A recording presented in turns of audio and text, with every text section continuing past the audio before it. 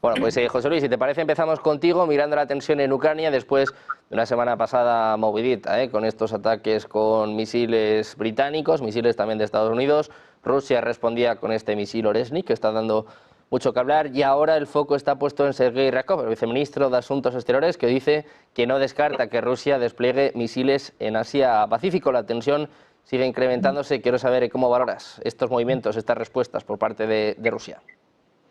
Bueno, es un reparto del juego, ¿no? La semana pasada todo el mundo pues ha descubierto, bueno, pues su armamento más incisivo en ese aspecto.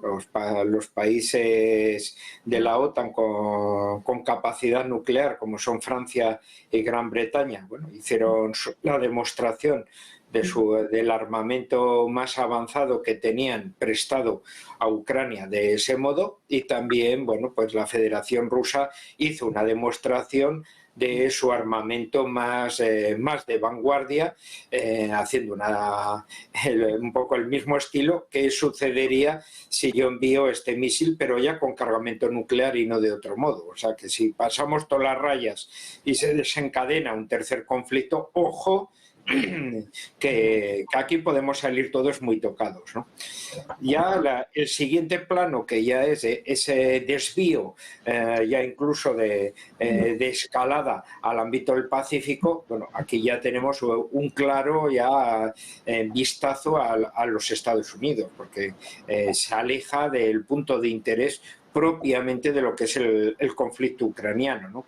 Teniendo en cuenta que tanto Rusia como Estados Unidos tienen frontera propia, y luego especialmente que el Pacífico, que es el verdadero centro económico y que concentra la mayor parte de la población mundial, bueno, pues aquí ya hay un montón de países con diferentes intereses que ya llevan tiempo avisando de que, bueno, que lo que quieren es concluir un poco este tipo de conflicto, ¿no? Tenemos la cuestión de la propia República China, que, bueno, pues que estaba con sus intereses económicos y que le interesa una estabilidad a nivel global para seguir creciendo como potencia a su ritmo, pero en un ambiente pacífico, porque si no se retrotrae un poco su economía. Tenemos, claro, Corea del Norte, que han encontrado el camino a la salida de su aislamiento personal, y que esto también puede derivar en una protección extra cuando antes ningún país había mantenido ningún tipo de acuerdo especial con él, y mucho menos defensivo.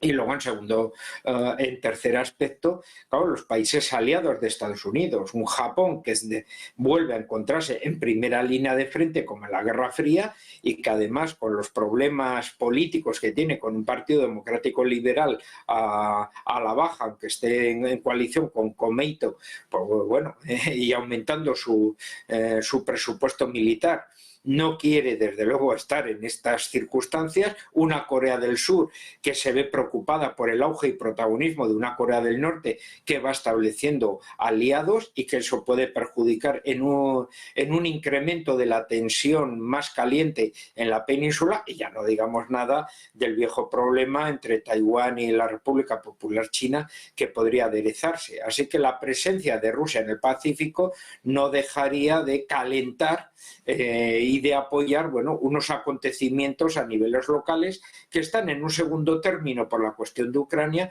y que de repente podrían ponerse en un primer término, que junto con el Próximo Oriente, con la guerra de Ucrania, claramente, bueno, hemos visto que Estados Unidos no puede ir a todos de esa misma manera, y por tanto refuerza el carácter negociador de Rusia ante unos posibles Estados Unidos, cuando Biden ha intentado ahora, bueno, pues eliminar esa capacidad de libertad que podría tener Donald Trump dentro de 2 meses, cuando ya jure presidente y tenga ya la máxima responsabilidad de su país, ¿no? Así que ahora la patata caliente pues la ha sabido aderezar también Vladimir Putin en ese aspecto, ¿no? Le ha devuelto la respuesta al ataque dialéctico que había desarrollado Biden con ese increscendo que había desarrollado la semana pasada, ¿no?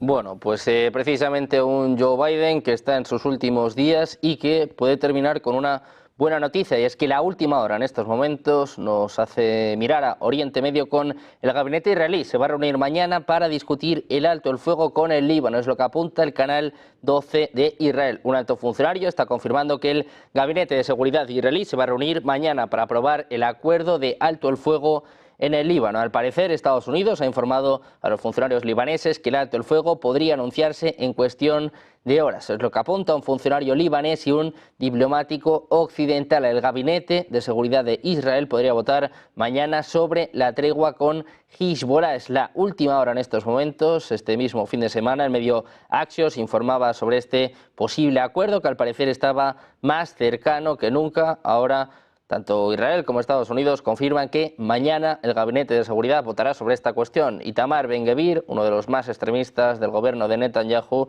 le decía que había que romper este acuerdo. Veremos qué sucede en Oriente Medio, si hay tregua o no entre Israel y Hezbollah. Nosotros miramos a Ucrania, miramos pues a la tensión que tuvo lugar la semana pasada, cuando, por cierto, este fin de semana también se han seguido produciendo ataques con misiles ATAM, sobre todo se hablaba esta noche ataques en la región de Kursk, y la semana pasada, José María, ya vimos la primera respuesta de Rusia, ¿no? Este misil balístico experimental, y ahora, pues hablan también del posible despliegue de misiles de corto y de medio alcance en Asia-Pacífico. Quiero saber cómo valoras este primer movimiento de Vladimir Putin y si crees que va a servir como disuasión para Occidente. Sí, bueno, cada vez que Putin ha sacado la posibilidad de contrarrestar lo que son los avances o los movimientos de los países occidentales en apoyo de Ucrania o de la propia Ucrania, pues bueno, la verdad es que ha ido perdiendo peso, ¿no? Esa posibilidad. Ahora, a tan solo 2 meses, ¿no?, de que una persona que pueda llevar a un fin al conflicto deseado también por Rusia, ¿no?, un alto el fuego con unas ganancias territoriales importantes, Donald Trump, pues bueno, ahora hacer una escalada o llevar a cabo cualquier actuación de no retorno, pues no estaría dentro de los planes del Kremlin. Pero desde luego enseñar la fuerza, enseñar que hay la capacidad, enseñar que se ha seguido desarrollando toda esta capacidad balística de medio o largo alcance, y esos movimientos hacia Asia-Pacífico, donde parecería que estarían más las tensiones en una administración de Trump más que en un frente occidental, pues bueno, son esperables. También es un aviso a los nuevos asesores y al propio Donald Trump, ¿no?, que ojo con seguir reforzando a la séptima flota y a los países aliados, porque Corea del Norte es un aliado firme de Rusia, y así lo ha demostrado incluso en las últimas semanas, enviando ese contingente para que luche por la recuperación del Kursk. Y por otro lado, Rusia tiene una proximidad geográfica con Japón importante, que los convierte en países vecinos. Entonces, Rusia está un poco enseñando su capacidad también para poder apoyar a sus aliados en la zona. Esto, no es de extrañar, y al mismo tiempo el Kremlin ha lanzado mensajes ambiguos. Por un lado, se ha comentado que si hay una persona que puede llegar a un alto el fuego, a un tratado de paz, ese es Donald Trump, y por otro lado, Medvedev, el antiguo presidente de Rusia, decía que solamente se podía uno fiar de aquellos que estuvieran dentro de Rusia, que no había que fiarse de nadie que estuviera fuera de Rusia. Por otro lado, Biden, en sus postrimerías, ya como futuro expresidente, pues está un poco allanando el camino, tensando un poco más la cuerda a favor de Zelensky. Pero no sabe que es un juego que no va a tener un contrapeso fuerte por parte de Rusia, porque Rusia está esperando ya al siguiente presidente, que en cuestión de semanas pues va a hacer el juramento. Por lo tanto, está jugando un poco sobre seguro, y también le está complicando el escenario, está complicándole a Trump esa venida el 20 de enero. No olvidemos que la semana pasada, el jueves, Estados Unidos sacó importantes sanciones contra el sector financiero ruso y, entre otras entidades, sancionó a la entidad por la que los europeos realizan el pago del gas natural y del LNG a Rusia por las importaciones del LNG y gas natural, que es Gazprombank, que es un banco fundamental y estratégico para Europa ahora mismo para seguir aprovisionándonos de gas natural. Por lo tanto, Biden está tomando medidas a nivel regulatorio, como han sido esas sanciones importantes contra el sector bancario. También ha tomado medidas en lo que al frente bélico se refiere, autorizando ese uso de misiles de hasta 300 kilómetros de radio para defender la posición del Kursk, que son esos misiles de los que hablábamos la semana pasada. Y, por otro lado, sabe que todas estas cuestiones se lo pondrán un poco más difícil a su contrincante Trump. Al mismo tiempo, sabe que está jugando sobre seguro porque Putin no se la va a jugar ahora, sino que va a esperar a que haya alguien con el que pueda hablar a partir del 20 de enero en la Casa Blanca. Bueno, pues todos esperando esa fecha, ese 20 de enero, a ver si Donald Trump cumple o no con sus promesas electorales, mientras la tensión sigue escalando. Enrique, comentábamos ya la semana pasada estos ataques con misiles ATACMS, también con misiles Storm. La respuesta de Rusia no se hizo esperar con este misil Oresnik que, bueno, ha despertado todas las alarmas, ya no solo en Ucrania, sino también en Europa. Se habla de que podría llegar 15 minutos a París, a Alemania. Madrid tampoco tardaría mucho más. Bueno, una demostración de fuerza, ¿no?, por parte de Rusia, que ahora habla de desplegar misiles de corto y medio alcance en Asia. Te quiero preguntar por este movimiento de Vladimir Putin y lo mismo, si crees que puede disuadir un poco a Occidente en esta escalada que estamos viendo hasta la llegada de Donald Trump.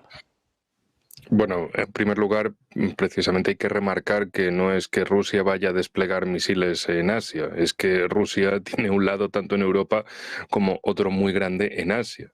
Es decir, que los desplegará en su territorio, pero por el lado asiático, por el lado del Pacífico, lo cual pues también tiene que ver con esa idea, tanto rusa, china como iraní, de una seguridad integral e indivisible en el marco euroasiático. Es decir, que todos los conflictos que cada uno de estos países tienen no son tres conflictos separados, sino que forman parte todos de un mismo conflicto y todos deben cuidarse en la medida de lo posible para alcanzar un marco de seguridad que no sea simplemente arreglar o el caso de Ucrania o el de Oriente Medio o el de Taiwán, Asia-Pacífico, sino que sea arreglarlos todos a la vez.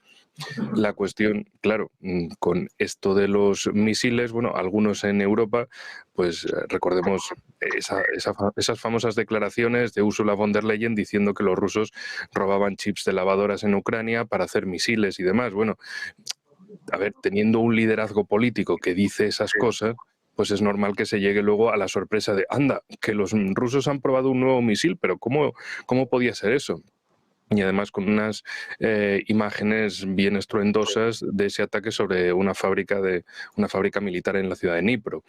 Entonces, más allá de eso, si los que dirigen los países europeos no tienen una mentalidad de que están ante una situación que si escala no van a ganar, pues si no sienten que la situación sea así, claro que van a seguir tirando adelante. Ahora que ¿escalar con qué? ¿Con más misiles? Bueno, vamos a escalar con enviar tropas, pero no tropas oficiales. Vamos a enviar compañías militares privadas, a ver si alguien quiere ir allí a Ucrania. Es decir, después de casi 3 años de guerra, donde al principio había tantos voluntarios deseosos de ir a Ucrania y resulta que al final pues no era ese safari que les prometían de ganar dinero rápido, matar muchos rusos y demás, sino que al contrario iba a ser un safari efectivamente rápido, pero porque esos mercenarios acabarían muertos bastante rápido o en una situación en la que la muerte era la promesa del día siguiente. En fin, la cuestión, misiles por un lado y Europa por el otro, es aquí no hay nadie al volante. Es decir, tanto en la Unión Europea como en los grandes países europeos parece que no hay nadie al volante, que nadie se da cuenta de que jugar a la escalada con Rusia es ir a la guerra contra Rusia y que no va a ser bueno para nadie. ¿Que en Rusia están dispuestos? No, no quieren. Efectivamente, por eso la respuesta fue con un misil sin carga, pero la prueba de un misil nuevo, para decir, oigan, que tenemos esto, y ya han visto lo que puede hacer, solo con fuerza cinética, con la energía de la caída de las cargas vacías sobre el suelo, que si quieren la próxima vez lo llenamos, si quieren que esto escale.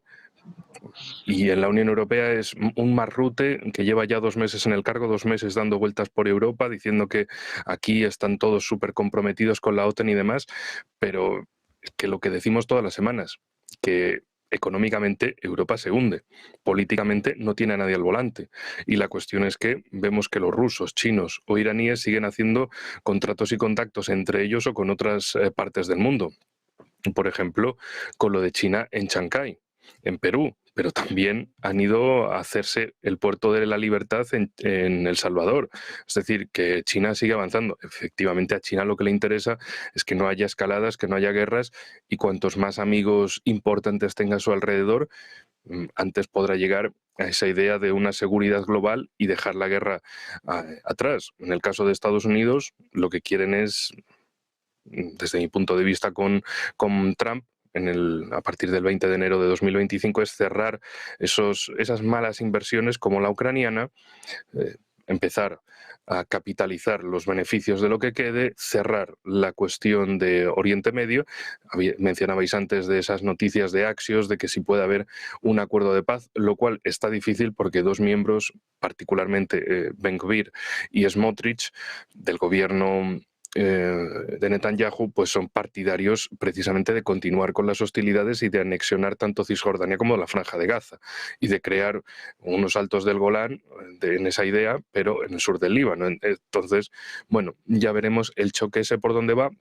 Aunque en el caso de Cisjordania y la Franja de Gaza sea, venga, reconoced que no habéis podido pasar las primeras líneas frente a Hezbollah en el sur, dejadlo aquello, y ya Trump, cuando llegue al poder, os acabará dando Gaza y Cisjordania. Mientras tanto, podréis llenar los arsenales y prepararos para otra cosa más, mientras Estados Unidos, y con esto termino, se sigue preparando desde el punto de vista económico, es decir, sigue habiendo una suerte de reindustrialización de Estados Unidos, precisamente para competir con algo material, porque lo que China ha demostrado es que su oferta geoeconómica y geopolítica es muchísimo mejor que la estadounidense, y eso se nota sobre el terreno. En Estados Unidos, con Trump, habrán aprendido sobre la realidad más exacta y no sobre la propaganda de los demócratas. Bueno, eso está por ver a partir de enero del año que viene.